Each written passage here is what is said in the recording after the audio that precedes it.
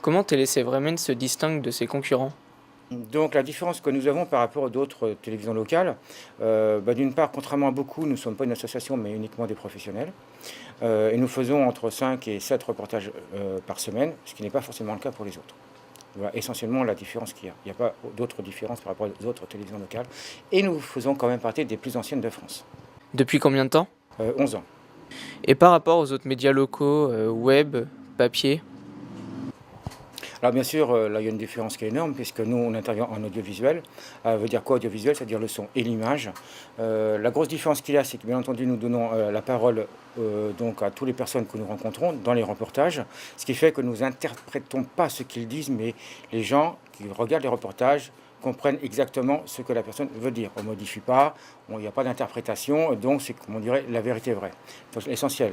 Et après aussi, c'est donc de l'audio visuel, c'est-à-dire que les gens, ils appuient sur un bouton, ils regardent et donc ils peuvent suivre un reportage.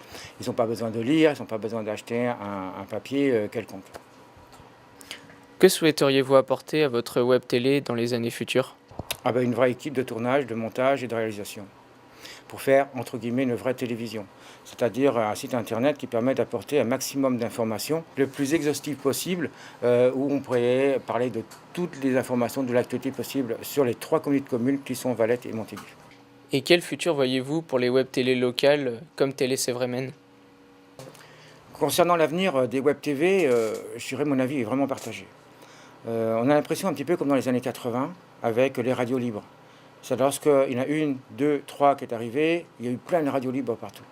Et au fil du temps, ça s'est égrené, comme on dit. Et les radios libres sont devenues de moins en moins nombreuses.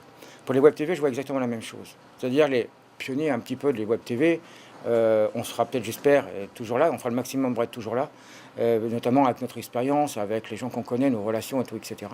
Mais il y a trop de web TV qui croient que c'est trop facile, que c'est hyper facile de faire une web TV. Et c'est pas du tout le cas. Et ce qui fait que déjà depuis 4-5 ans déjà, ça commence à s'égrener. Alors qu'on avait les 5-6 années avant un nombre un peu incroyable de télévisions sur le web qui sont arrivées. Parce que les gens, mis à part le côté facile au niveau technique, au niveau investissement, il n'y a rien. Mais le problème, c'est qu'il faut en vivre. Et ça, c'est beaucoup plus compliqué. Quelles sont les difficultés rencontrées lorsqu'on est une web télé locale? D'une part, il faut être présent. Il faut habituer les gens à venir nous voir, donc il faut mettre de la matière. Et cette matière, il faut aller la chercher. Et ce n'est pas toujours facile. D'une part, il faut aller un peu partout pour connaître et avoir des points de repère et des gens qui vous disent ce qui se passe, première chose, donc la recherche d'informations. Ensuite, il faut aller filmer cette information. Ensuite, il faut faire le montage de cette information. Donc ça demande vraiment beaucoup de travail. Donc ça, c'est plus compliqué qu'on ne le croit. L'autre chose qu'il faut savoir aussi, c'est que les gens, ils aiment se voir en vidéo, ils aiment voir ce qui se passe chez eux. Et à contrario de ce que je me pensais il y a 12 ans en arrière, donc avant la télévision locale, lorsque je faisais un film d'entreprise, je me disais, si c'est loupé, c'est pas trop grave, je le recommencerai. Là, la télévision, c'est de l'information, si c'est loupé, c'est pas trop grave. Et c'est une erreur monumentale. En fait, on n'a pas droit à l'erreur, c'est-à-dire tous les reportages sont hyper importants. Parce que les gens, non seulement ils veulent savoir ce qui se passe, mais ils aiment bien voir ce que vous avez fait de leur propre image. Donc si vous allez sur un reportage et que le reportage est vraiment mauvais, les gens sont hyper déçus. Donc s'ils sont hyper déçus, évidemment, c'est pas bon pour nous et c'est pas bon pour l'image de la télévision.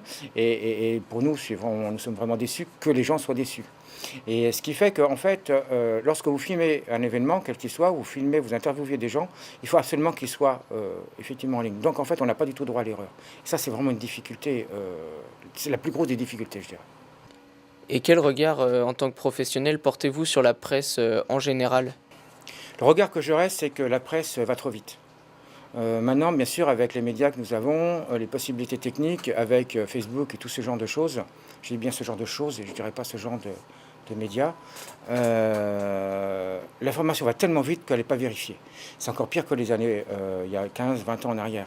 C'est-à-dire que maintenant, on a quelque chose pour avoir le monopole, ou tout du moins la primeur. Tout de suite, on met l'information sur le site, en règle générale. C'est-à-dire Facebook, Twitter, les sites internet et tout, etc. Et ça, c'est mauvais parce que les gens, à la place d'en connaître vraiment la véracité, ils mettent pour être les premiers. et ça peut nuire à plein de gens. Ça, c'est vraiment le plus gros problème qu'il y a actuellement.